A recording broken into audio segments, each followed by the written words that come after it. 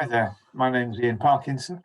I'm really looking forward to being with you on the 27th of February for our day on Christian leadership. It's a shame we can't be together in person, but we'll do our very best on Zoom. We're going to be thinking that day about the distinctive nature of Christian leadership.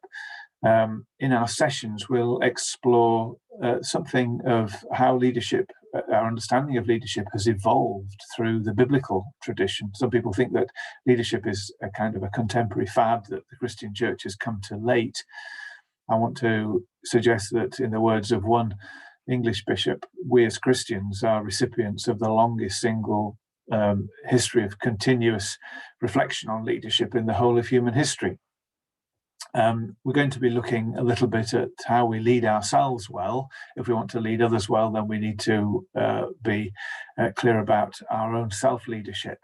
And we'll also be looking a little bit at how we as leaders can engage in one of the most fundamental leadership tasks, which is bringing the best out of others, enabling others to fulfill their place in the mission of Christ's body.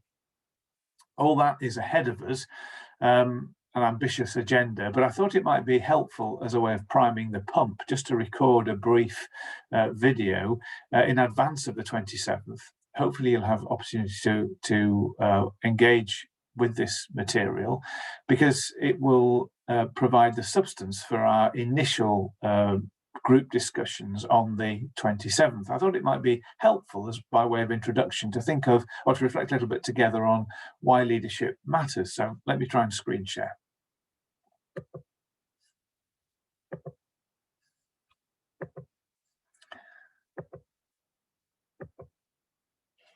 Hallelujah. Doesn't always work.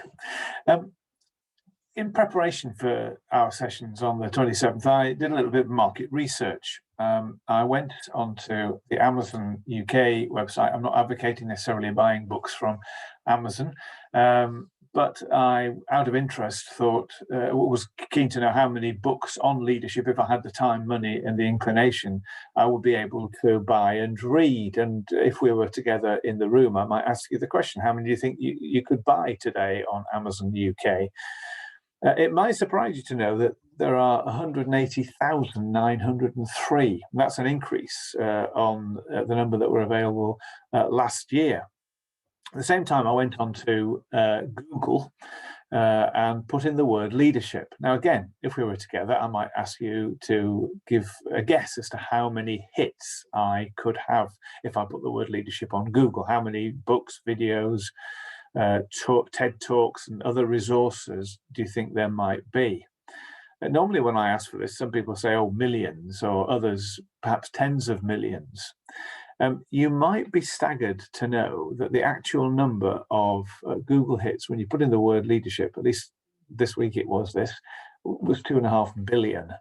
That is 500 million more than was the case at this time last year. I mean, it's all evidence of the increasing interest in leadership generally in every sphere of society. And it begs the question, why? Why does leadership suddenly matter quite so much? And that's an interesting question to speculate on. In their book, A Short Introduction to Leadership, Jackson and Parry put it this way. They say leadership is widely seen as both the problem and solution to all manner of contemporary issues, from ending world poverty to addressing global warming, from turning around ailing corporations to regenerating local communities, from reviving schools to creating scientific breakthroughs.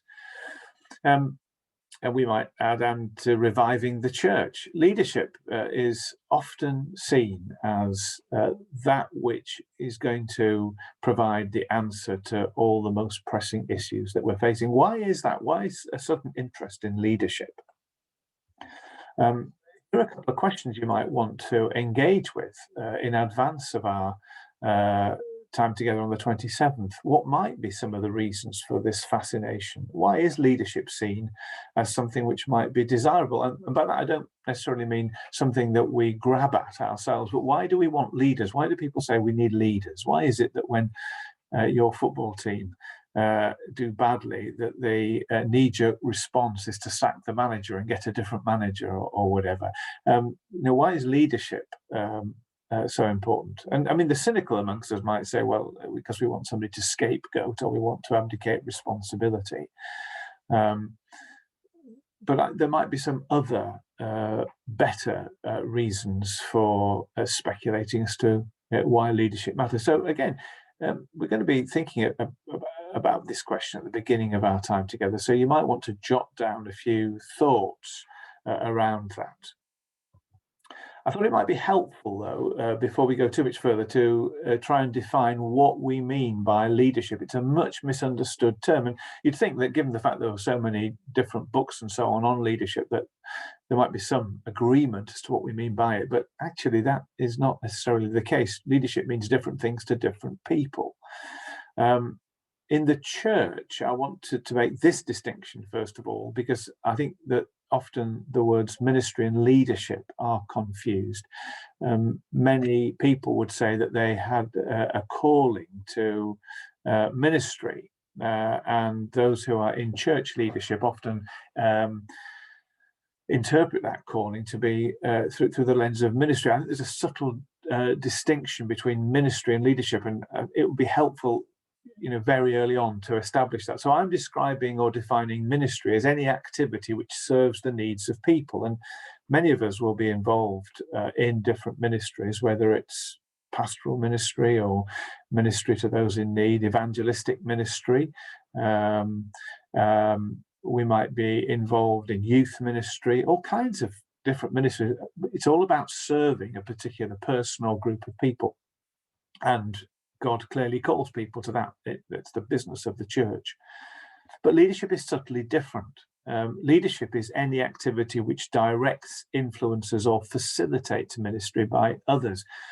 And one of the reasons I think the church has stalled at times, and does so even today, is that ministry has become the province of the select few. Ministry is entrusted by God to the baptized, to all those who belong to Jesus Christ. If it's restricted just to those who are authorized or ordained or whatever, then it becomes severely limited, and we have a small number of people doing the tasks of ministry, but a disempowered larger group of people who simply become sort of underutilized or spiritually sterile. What we're talking about in our sessions is leadership, which is about enabling all God's people to participate in the work of ministry. And that's a key responsibility that leaders have and that we share in, as somebody has put it, the animation of the body of Christ. This is my definition of Christian leadership. A relational process of social influence through which people are inspired, enabled, and mobilized to act in positive new ways towards the achievement of shared goals for the fulfillment of God's purposes. It doesn't exactly trip off the tongue, does it? But it has actually a complex process that we are describing. Just a couple of things to say about this definition. I have coined it really to clarify what I think leadership in biblical terms is really all about. Often when people think of leadership, they think of a heroic, out front leader figure, somebody who, by virtue of their own charisma or agency, makes things happen. And to be honest, that's what some people want in leadership, but that's not really how the Bible sees leadership.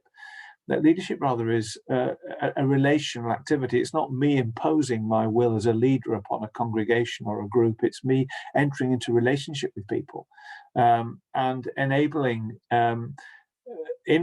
people to be influenced rather than coerced, people to be inspired, enabled, and mobilized to act in good ways. So it's a much more relational process than some of the traditional leadership literature would suggest. I want to suggest that leadership is about enabling people to move forward in new ways. Leadership, especially Christian leadership, and we'll think about this when we meet on the 27th, is very much about moving forward, about entering into God's future. We are a forward-facing people as the Christian church. we're looking towards Jesus, who is coming again. We are enabling people to experience his end-time transformational presence and power ahead of time. So there's something very much about enabling people to move forwards. And leadership is about enabling people to accomplish shared goals rather than simply fulfilling my, as it were, pet hobbies or the things that matter to me as a leader. This is what keeps leadership moral, having shared, agreed goals. And the distinctive thing about Christian leadership, of course, is that these goals are not ones that we dream up, but are intimately tied up with the fulfillment of God's purposes.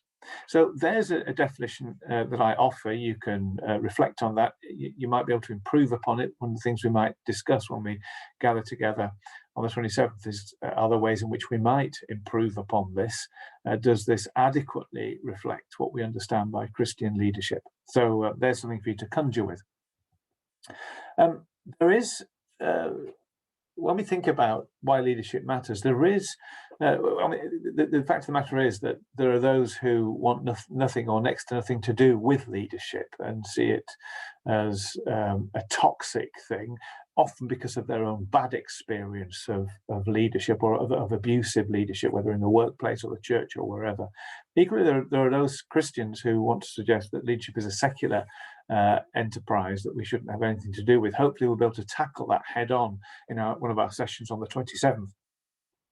But I do want to say that, excuse me, there's a number of, there's quite a bit of research evidence to suggest that leadership does make a difference. Some of you will have come across this book from a secular source, Jim Collins' Good to Great, one of the most celebrated business books over the last couple of decades. In it, it's based on research that Collins undertook to determine why some companies did well, whilst other companies with similar or stronger resources did less well. And when he sent his researchers out, Collins said, I want to know what the real reasons are for company success. Don't come back telling me it's about leadership. That's just, a cover-all for when we can't find the real answer. So you find what's really going on. Well, when his researchers came back, one of the things they said was, you've got to take leadership seriously. One of the things that we've discovered about companies that do well is that they're all led by a particular kind of leader. And if you've read Good to Great, you'll know that Jim Collins coined a phrase. He called these leaders level 5 leaders. He had 5 different levels of leaders. We don't need to know about levels 1 to 4, but the distinctive thing about level 5 leaders, Collins said, was that they had, on the one hand, a real focus on purpose, on getting the right things done, but they also had an exceptional personal humility. Level 5 leaders, he says, know when to look out of the window and when to look in the mirror. And typically, he said, when you talk to them about their success, they would attribute it to somebody else. Oh, we've got a great leadership team or whatever, or we've got a great research and development group. But when it came to owning responsibility for failure, they always took it upon themselves. They looked out the window to point to others when it came to success. They looked in the mirror when it came to taking responsibility for failure. I mean, not a million miles away from what we might say Christian leadership was all about. Affirming others and taking responsibility ourselves. So leadership, for Jim Collins, plays a massive role in the success or otherwise of an organization. Some of you might be familiar with this piece of research, which came out in 2013 in the Church of England, From Anecdote to Evidence. It was researching what were the factors which made it more or less likely for churches to thrive and grow. And one of them they came up with was this: leadership. When asked about strengths in motivating people, more than 3/4 of clergy who say they're better than most at motivating others, inspiring and generating enthusiasm to action, they are the ones who lead growing churches. But those who are less able, in their churches, growth is reported by just over 1/3. So the report suggested there was a direct correlation between a particular kind of leadership which is visionary, empowering of others, and so on, and the health of churches. Some of you will also be familiar with this work. Christian Schwartz, a German missiologist who over the last 30 or 40 years has done extensive research throughout the world into churches which are growing. He is researching church growth, but his work is very much a kind of a reaction against some of the more mechanistic church growth theory of the 70s and 80s. If you're familiar with that, it was kind of, if you do these 5 things and then pull the handle of the slot machine, you'll get growth. Schwartz says, we can't grow the church. Nobody can grow the church apart from God. We're rather like gardeners, he said. Gardeners can't grow plants. Plants grow by themselves. But what gardeners can do is provide the right environment in which plants are more likely to thrive. And he says that, as church leaders or as ministry leaders, that's our calling, really. Gardeners take out the stones and the weeds, they put manure and fertilizer in the soil. Well, we can do the same. And we need to make sure that the right things are present so that we effectively get out of God's way and make it more possible for him to grow his church. He researched growing churches or healthy churches throughout the world in every context, rich, poor, every continent, small, large, urban, rural, and he came up with 8 quality characteristics. These, he said, are characteristic of every healthy and growing church. And when we look at his list, we kind of want to say, well, Christian, it's not rocket science, is it? We could have probably told you that without you doing all this complex research. But the research base does give validity to his findings. And his 8 quality characteristics, they're good things for any church to focus on. But what strikes me, loving relationships, inspiring worship, passionate spirituality. Yes, absolutely. The first thing, though, he comes up with is this: empowering leadership. Healthy churches are led by leaders who are empowering. That is, they're focused on equipping all God's people for the work of service. That's one of the clinchers for a healthy, growing church. So all of this research suggests to us that leadership does matter. And therefore, if we want to be serious about playing our part in the health and well-being, the vitality of the church, then we will always want to focus on leading well and raising up good leadership around us. Frederick Laloux, who is also a contemporary researcher, says this in his book, Reinventing Organizations: what determines which stage an organization operates from is the stage through which its leadership looks at the world. Leaders put in place structures, practices, and cultures that make sense to them, and it means that an organization can't evolve beyond its leadership stage of development. What Laloux is saying is leadership matters because the leader is the one who has the capacity to either hold back or release the flow of life in an organization and a church. Leaders are the proverbial cork in the bottle. In the church, letting God's life flow or holding it in. That's one reason why leadership really matters. We will shape things, whether we realize it or not. And so it's important that we shape things well. Donald Adkin, another contemporary leadership scholar, says this: we can understand more about leadership and what it is by thinking about what's missing when it's not there.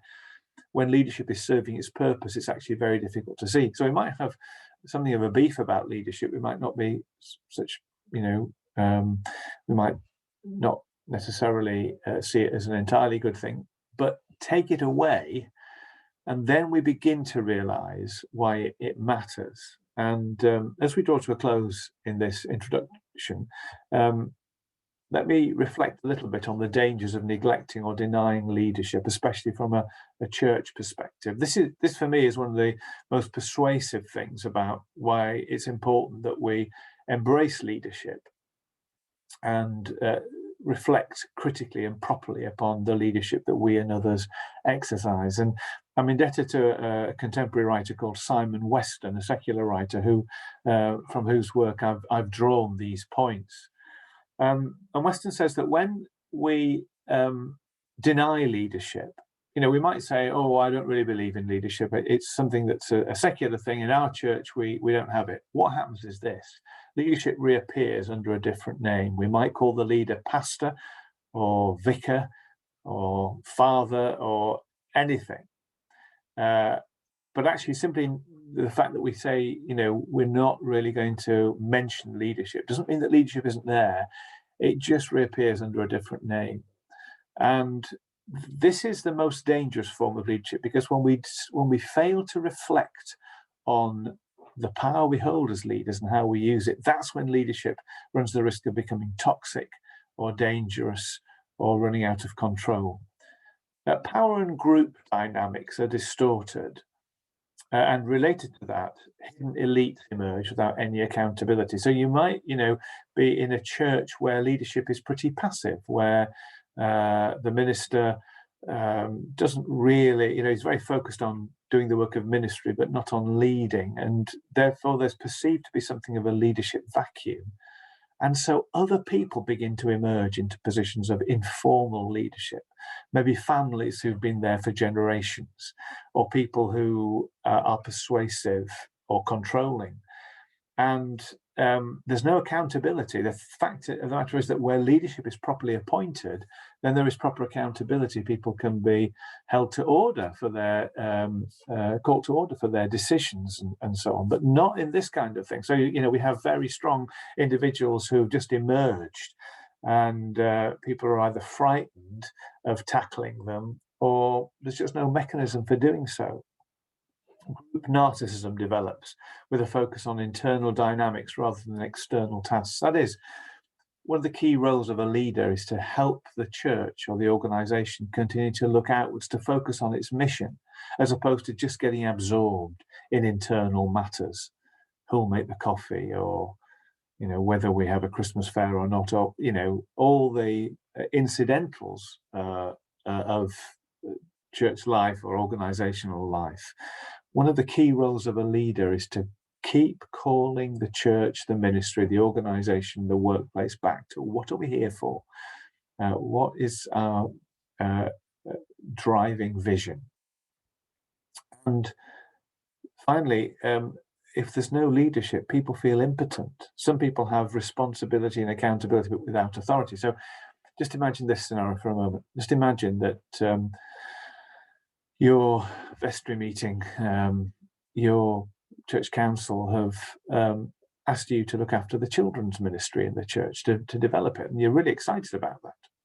So you go to the treasurer and you say, we start this after school club, we need £200 to develop it, to buy some resources, some Bibles, some materials and so on. The treasurer says, no, well, you can't have that, we need it for the organ fund. And so you go to the vicar, the minister, and you say, I need this money, but George, the treasurer, won't give it to me. And the vicar says, oh, he's a difficult man, isn't he, George? I find it hard to tackle him. And so this is the situation that you're in. You have responsibility for children's ministry. It's been given you. You're accountable to those who've appointed you, but you have no power or authority to get it done because you're being disempowered. Now, how would it be if the minister, the vicar, had at the beginning of the year overseen a budgeting process whereby together the responsible people in the church set a budget, and one of the budget lines was children's ministry, and let's say £200 was allocated for that. You go to the treasurer and say, that £200 that the vestry have voted towards children's ministry, I want to draw it down now to buy resources. And the treasurer says, fine, of course you can do that because that's been budgeted. That's leadership. It's actually providing a framework whereby others are empowered to do what God is calling them to do. Good leadership enables others to operate well. That's why it really matters. So here's a final couple of questions for you to reflect on, and maybe jot down some answers to. What might be some of the specific contributions made to an organization by effective leadership? What do you think? And so what I'm getting at here is, so for example, we've already said that good leadership provides a safe space for others to exercise their gifts and ministries. So we might say that leadership, provides alignment. But there'll be lots of other things you can think of. So what might be some of the specific contributions made by effective leadership? And if that's a hard question, then this might be easier. Can you think of a leader whose leadership had a positive impact upon a church or ministry or other organization? It might be in the workplace or a voluntary sector organization. What was it about that leadership which made it effective? What are the things that you noticed in that person which made their leadership really effective and led to the benefit and blessing for that organisation. So there's some questions for you to reflect on and to jot down some of those reflections. And as I say, when we get together, we'll begin to share those with each other. Well, I'll look forward to seeing you on the 27th and look forward to hearing some of your reflections and look forward to a really stimulating day as we grapple together with what is it that makes Christian leadership so important and so distinctive, and how can we engage more faithfully and effectively with it. See you then.